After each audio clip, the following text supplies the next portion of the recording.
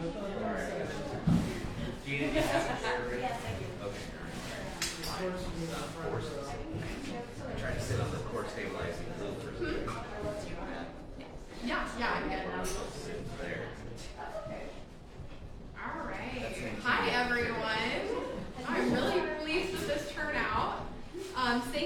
you all for taking the time to come today for the opening of my multimedia research exhibit, Rural Perspectives on Design, a Citizens Institute on Rural Design National Participant Study, and the presentation of my capstone research finding.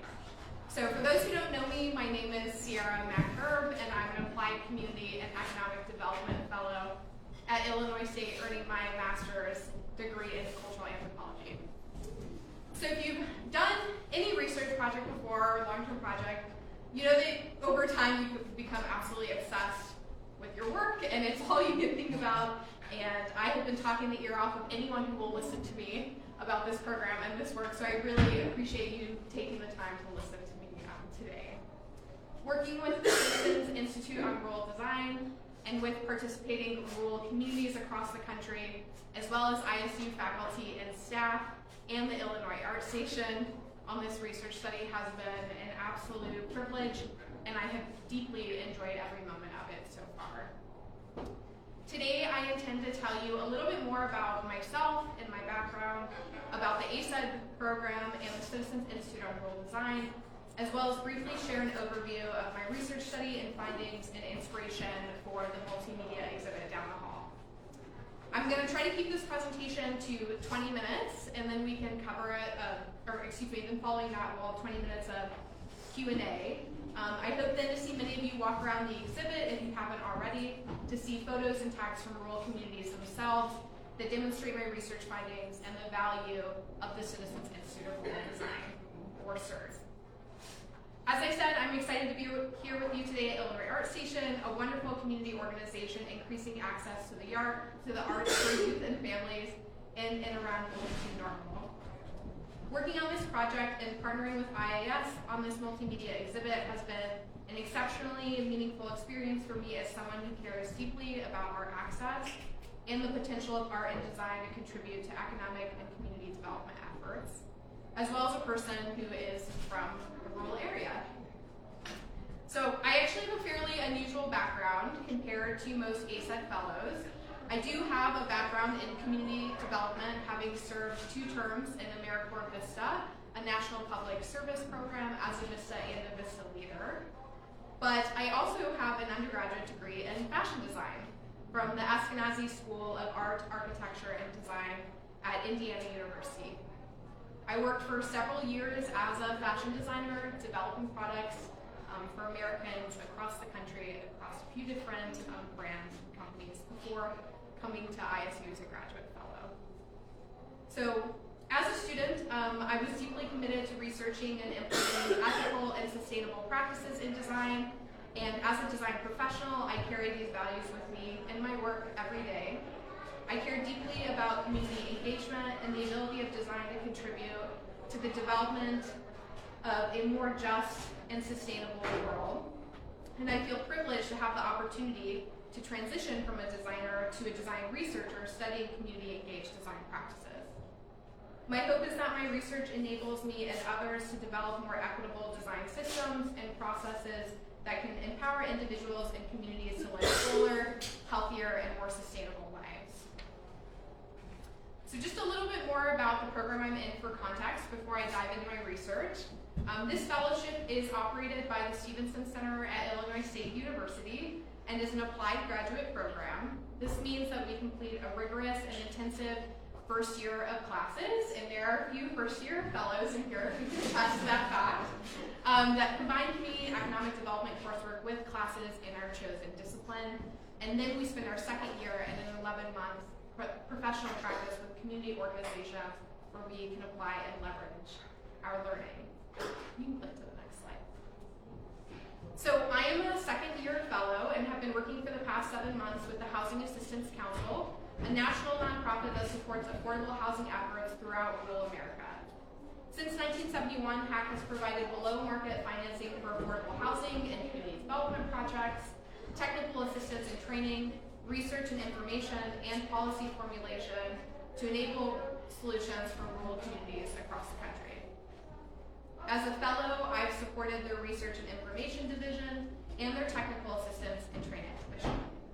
I've had the opportunity to work on some amazing projects like an impact report for Rural Studio, an off-campus design build program rooted in Hale County, Alabama, and I'm currently doing some research on Appalachia for Taking Stock, a decennial research publication that presents social, economic, and housing trends for rural places and rural people.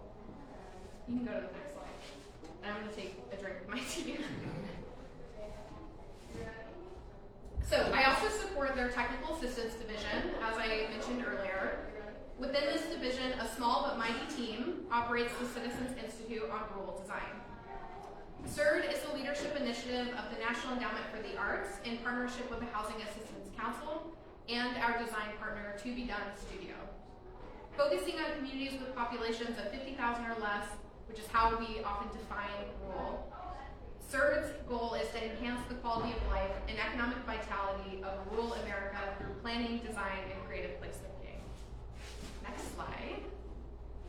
So, Mark A. Wyckoff, professor of the Michigan State University Land Policy Institute, defines placemaking as the process of creating quality places that people want to live, work, play, and learn in. In other words, placemaking is a term and a strategy to maintain healthy and vibrant communities. According to Shantaria Charleston, HAC's Director of Training and Technical Assistance, who I have the pleasure and part of working under, placemaking is a thread that binds so many local efforts to improve rural communities, from affordable housing to broadband to arts and culture. We are all making place every day in our communities. This term emerged in the 1970s and was originally used primarily by architects, urban planners, and urban designers. And as this term came into people's vernacular, more specific subphrases like creative placemaking also emerged. Creative placemaking is defined by the National Endowment for the Arts as integrating arts, culture, and design activities into efforts that strengthen communities. One last phrase to define for context: design. So design has many different definitions dependent on the particular discipline it is associated with, from graphic design to fashion design to design thinking, which that could be a whole other lecture that we won't get into today. But in this context, we are talking about architectural design, which refers to the planning and development of physical sites, structures, and public spaces, and process design, which refers to creating, analyzing, and refining processes or workflows in various contexts. In this context, community development. In the CIRD program, design is leveraged as a process and as a practice for rural development efforts. Next slide. So rural communities are particular places with specific assets and challenges. However, rural places are often not at the forefront of our minds unless we live in one. And in fact, rural people tend to have less access to many resources like health networks, affordable quality housing, and art and design programming. This is true even though the reality is 1 in 5 Americans live in a rural area, according to the Center for Disease Control. Today, the character and well-being of many rural communities is threatened by outmigration, loss of economic bases, and urbanization. And indeed, rural communities that I interviewed for this research study echoed this, citing outmigration, isolation, a lack of access to public resources, and limited capacity as particular challenges that plague them as they confront design challenges in their area. CIRD has worked with rural communities across America since 1991, developing community-driven solutions to these and other challenges, increasing the capacity of rural communities. CIRD believes that design can be a powerful tool for rural communities to build upon existing assets and improve quality of life, economic vitality, and the experience of place. CIRD and myself also believe that communities know their own needs best, and that the best ideas come from community members and organizations themselves. CIRD's approach to rural design is community engaged, combining community-driven aspirations with the technical and design skills necessary to move from idea to reality. So these are all of the communities across rural America that CIRD has worked with since 1991. So you can go to the next slide. So what does CIRD do on the ground to acknowledge and combat rural challenges through design? CIRD operates two programs, design workshops and the design learning cohort program. CIRD design workshops bring together local residents and leaders from nonprofits, community organizations, and government to develop actionable solutions to a specific design challenge that is identified by the community.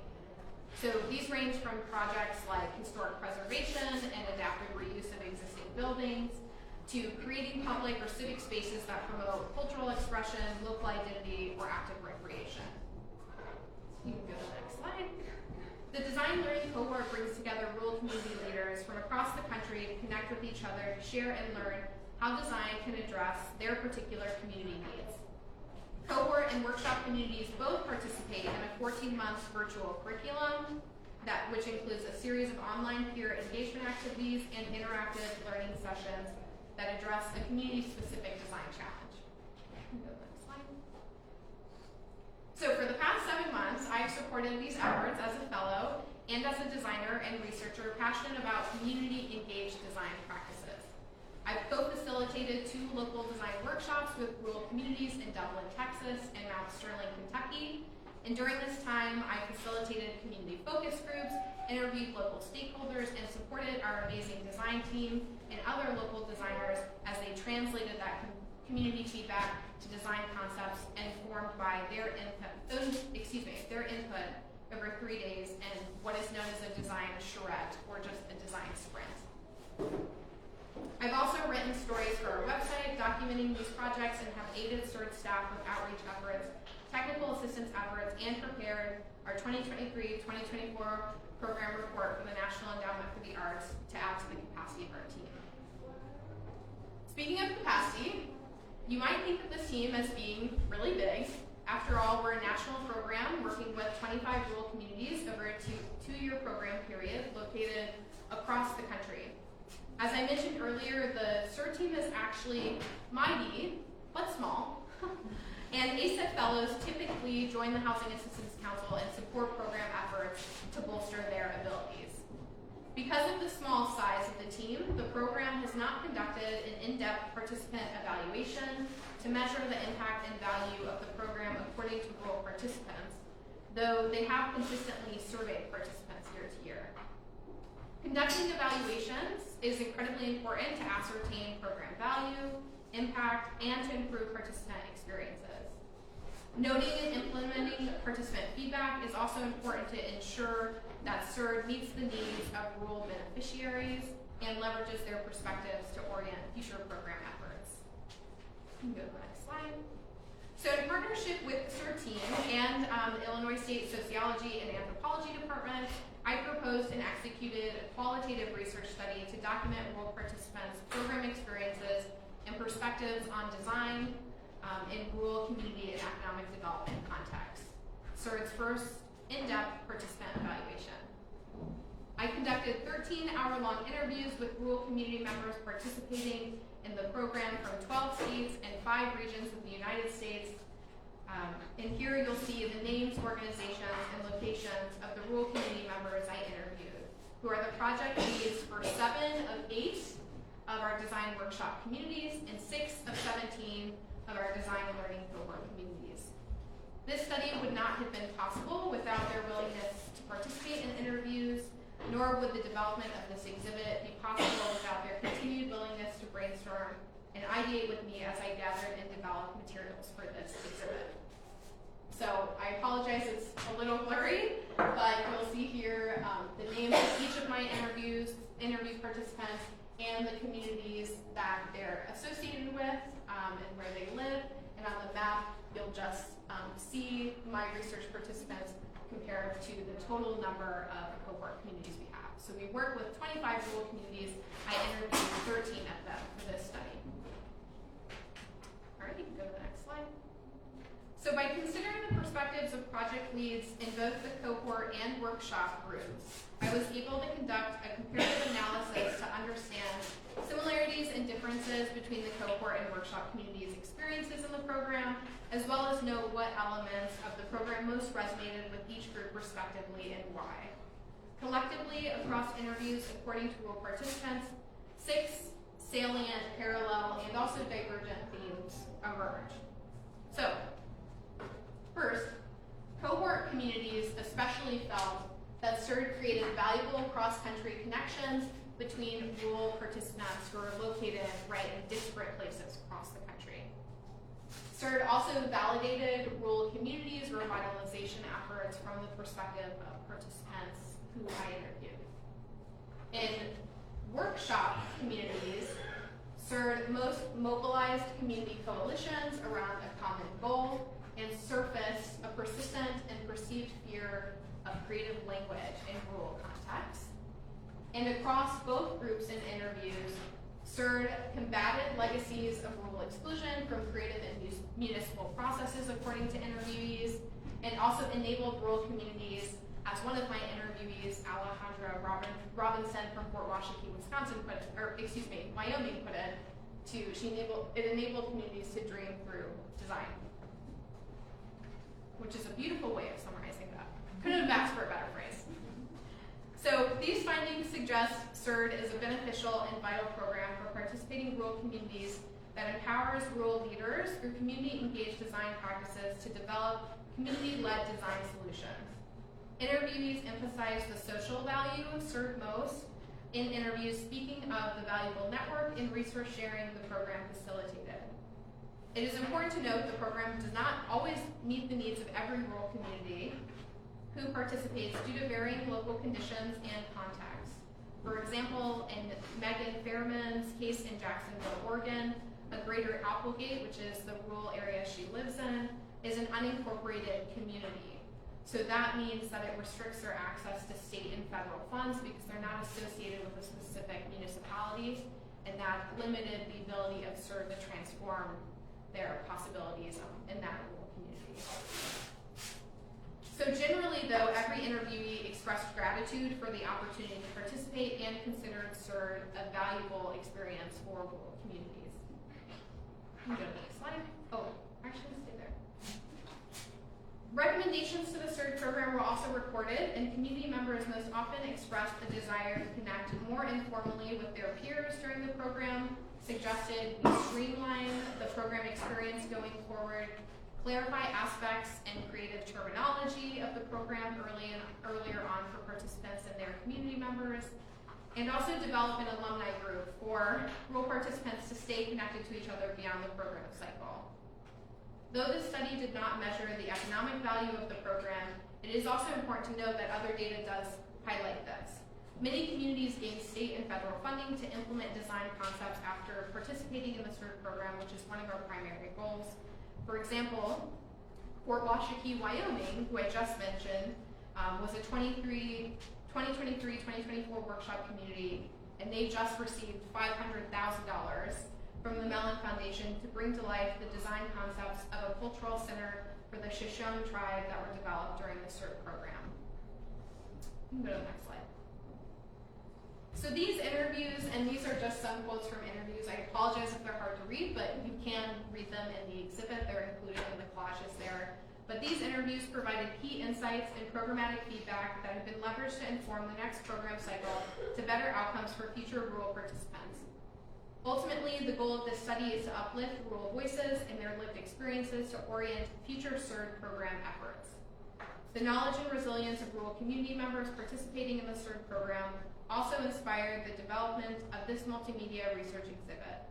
Flyers created by CIRD communities to spur local engagement, excerpts from interviews, multimedia collages combining photographs of rural communities and CIRD staff from local design workshops, and design books documenting the CIRD design process have been arranged, curated, and combined here to showcase the value of the program according to rural perspectives. Collectively, these materials also demonstrate the value and importance of community-engaged design practices that democratize access to design research. Design affects us all and should be, like CIRD, formatted in such a way to engage community members authentically and equitably in the design process to drive the development of local placemaking projects. You can go to the next slide. So this research and exhibit are dedicated to the rural community leaders who took the time to reflect on their CIRD experience with me, without whom the study would not be possible, and to the CIRD program, which gives me hope that design, when community engaged, can contribute to the development of more just and sustainable places for us all. My hope is that, like the CIRD program, this research will inform ongoing design work and conversations throughout rural America. And I also hope it uplifts rural voices of individuals that are often under-resourced and overlooked, but who are asset-rich and who have deep wells of knowledge, lived experience, and creativity, and are doing amazing work in their respective communities. Thank you sincerely to every rural community member that took the time to speak with me and participate in this study. I'd also like to thank CIRD and Housing Assistance Council staff who supported my efforts as I conducted this participant evaluation and prepared the exhibit. Amanda Lepore, Hillary Presican, Stephen Sugg, and Caitlin McKenzie especially. Thank you to them. They're not here with us, but they are on the live stream. I'd like to also thank my advisor, Dr. Gina Hunter, and our anthropology graduate coordinator, Dr. Olivia Stone, who have both supported me as a student researcher and met with me many, many times to help me develop my ideas, research, and the necessary skills to succeed as an anthropologist. Thank you both. And lastly, I'd like to thank my amazing girlfriend who's on slides today, Hannah, who helped me install the exhibit, and also my family, my Oma and Opa and my mom are with us today, and all of my friends who have had to listen to me talk about this for the last 7 months on end, and nothing else. So thank you all for being here and for your interest in the study and the Citizens Institute on rural design. I imagine there are many communities across Illinois who could benefit from participation in this program, and our request for applications for the next program cycle will go live early this spring, and you can find more information on that in the exhibit as well. So, thank you.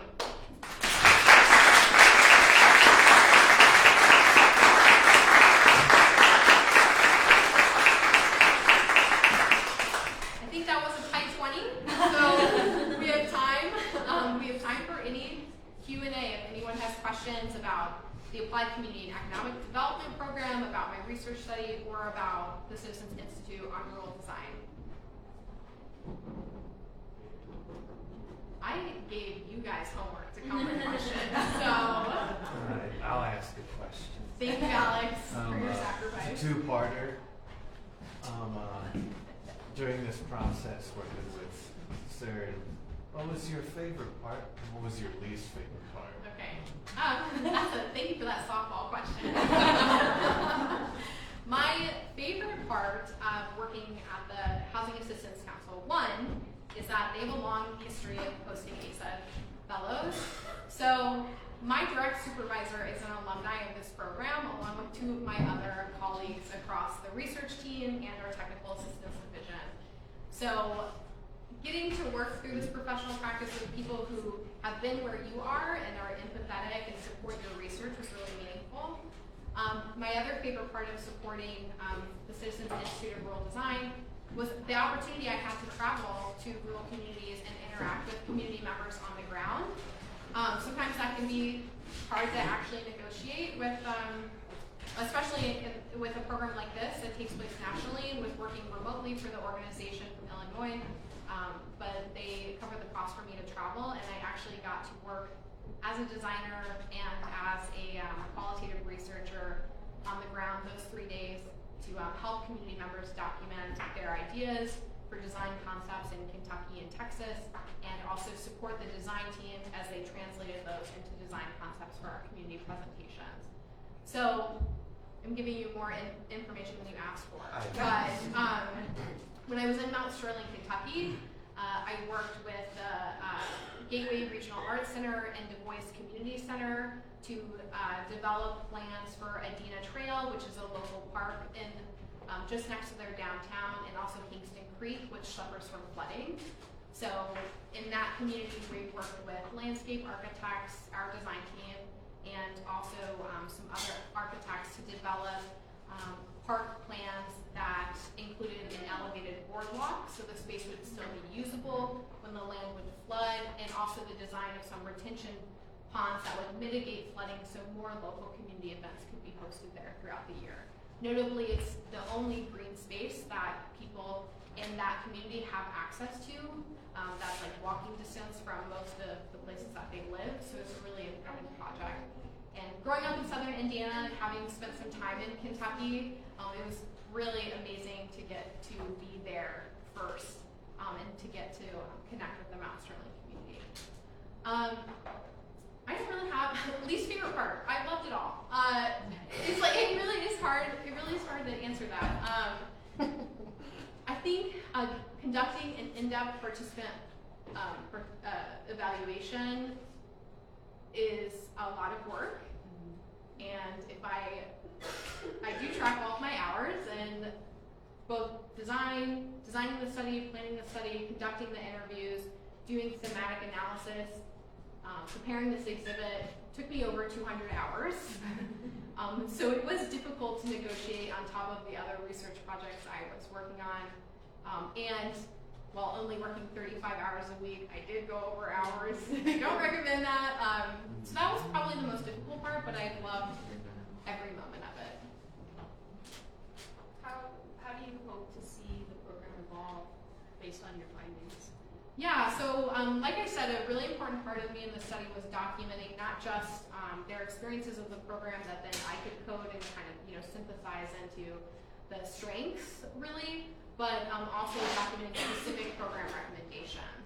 So I would really like to see an alumni group formed for CIRD communities to continue to network and resource share with each other, and I like to think that's a low lift capacity-wise, but it would take someone to manage and create. And I would like to see us conduct more regularly participant evaluations so that we can assess during program the changing needs of the rural communities that come to us. Because these findings are relevant for the 25 communities that participated this program cycle and are relevant for the National Endowment for the Arts to understand the value of this program. But we could have 25 rural communities in the next cycle who have different needs. Rural America is a very diverse and varied place. So I would like to see us assess the needs of our participants earlier and consistently throughout the program to make sure we're meeting their needs.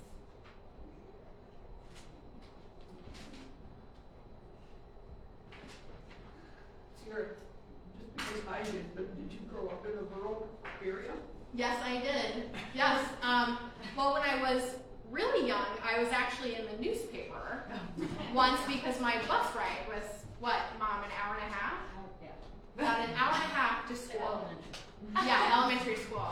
So that was really rural. And then for middle school and high school, I grew up in Unionville, Indiana, which is also a small rural community. And we lived on a small lake, or off a small lake there. We were close to Bloomington, Indiana, so about 25 minutes, from town in that sense. So yes, and it's so funny because I've never in my design work previously, or even my community development work at Mack-Erc, I didn't work in rural areas. I worked in areas that are considered sort of ex-urban, that surround urban areas. So it was really awesome, I think, to sort of connect with my roots in that sense through this study, and to think about the value and resilience, in particular creativity, that comes with growing up in a rural area. And then when communities apply for this, are there, this may not be directly what you were involved in, but are they required to come with their project in mind? Yes. Yeah, so we don't want to determine design projects for rural communities. When they apply to us, they describe their design challenge. So we give them those examples that I shared with you guys of, we've worked in communities doing historic preservation work, doing community building rehabilitation work, doing trail revitalization, and we hope that helps them for the about 6 weeks that the application window is open, formulate a specific focus of their local design challenge. I'll say too, while the application is open, we provide technical assistance to rural communities who are applying. So for example, I just met this last week with the Black Appalachian Coalition, who supports rural Black communities in Appalachia. And as they identify communities who could benefit from our program, I will meet with them and help them through the application. So communities aren't expected to come up with it all on their own, to do it all on their own, but we do want them to enter the program with a focused design challenge so they can make the most of the 14 months that they're with us. I keep saying us because I love this program, and I would like to keep working with them after graduating. Does your organization provide support for the grant process to create sustainability with these projects? So we support rural communities sort of on the front end development projects. So we do not have, after the 14 months is up, we don't necessarily support communities with then the actual applying to grants process that comes after. We will if they need a letter of support. If they need us to sort of fine tune some applications, we'll provide that technical assistance. But we don't do anything more robust than that, only because of the limited capacity of our team. And it is certainly something we think about, is also wanting to help rural communities over that hurdle. So in future, we will see, but I cannot make any promises as a graduate fellow working for the organization. So inevitably, when people are doing this sort of community-based work, there are challenges and tensions, only like interpersonal. And I wonder, kind of what were your strategies? Because you're both working for them, but you're also, I'm assuming, like looking for those moments of tension in order to improve programs and like really get that feedback. So like, what were some of your strategies to try and have people feel comfortable enough to tell you those kinds of things? And do you have an example of something that came to light that you feel like was an important learning?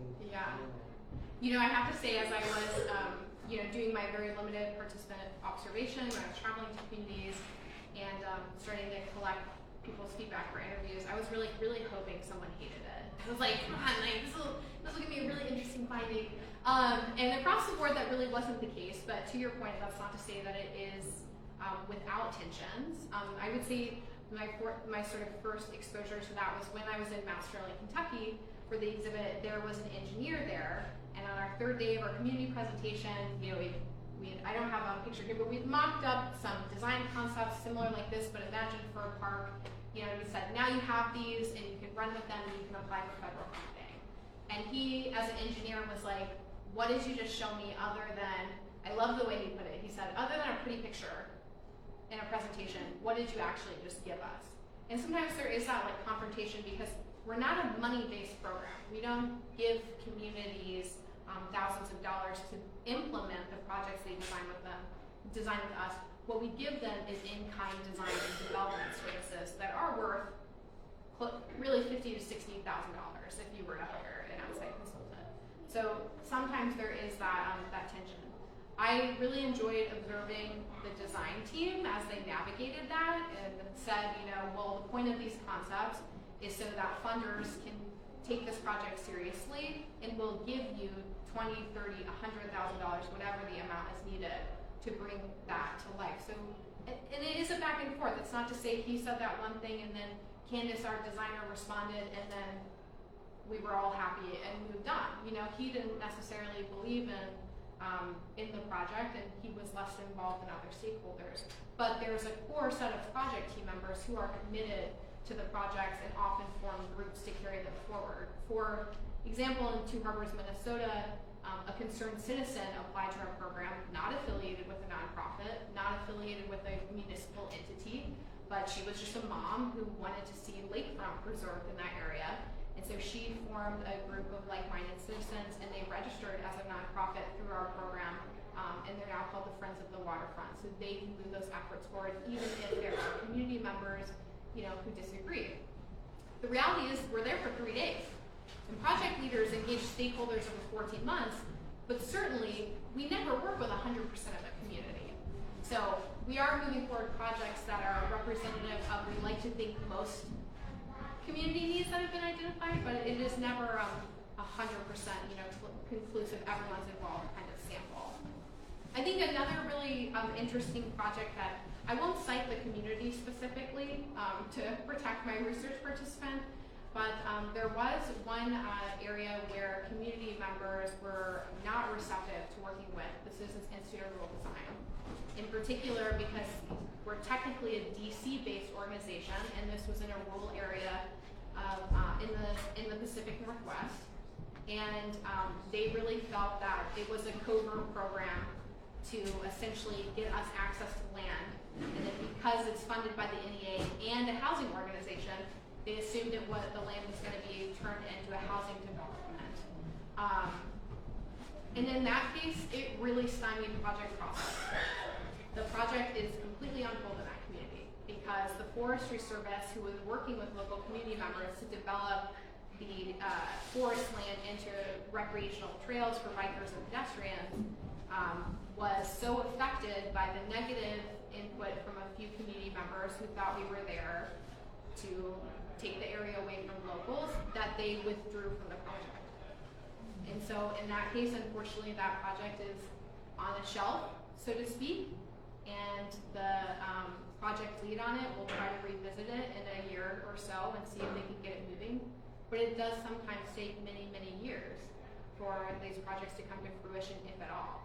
In terms of future study recommendations, I would actually love to do a study to look at cohort participants from 5 years ago, 10 years ago, from 1991, to see what actually has been built, what actually has been physicalized of this project, of this program. Like I said, Fort Washakie just got $500,000 to build the cultural center that we initially designed with them. But are there other examples where projects have come to life, and importantly, where projects have not gone anywhere either? Yeah, thank you. Any other questions? Sarah, do you have a sense as to when you come up with a project, how likely is it for the project to get funded?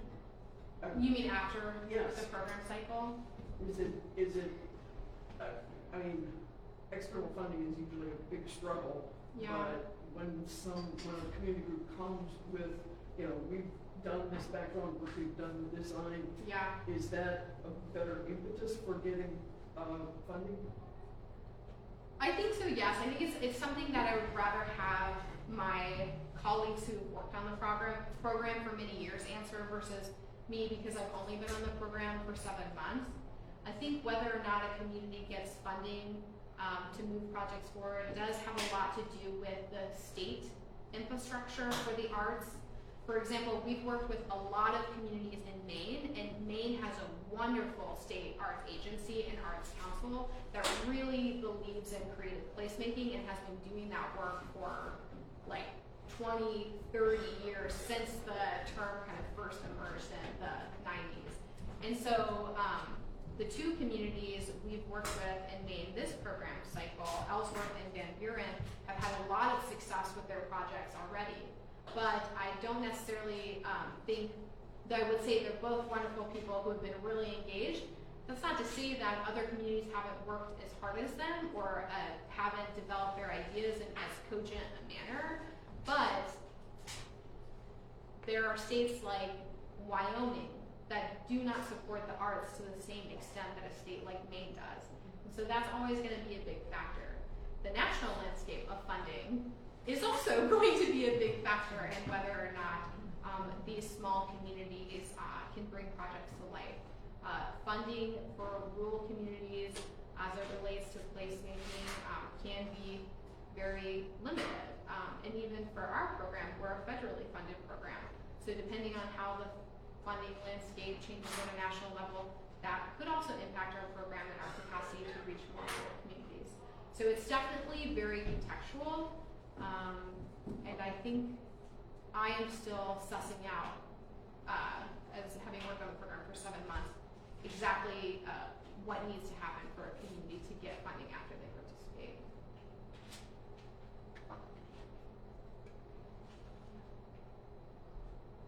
All right, last call for questions. All right, well, thank you guys so much.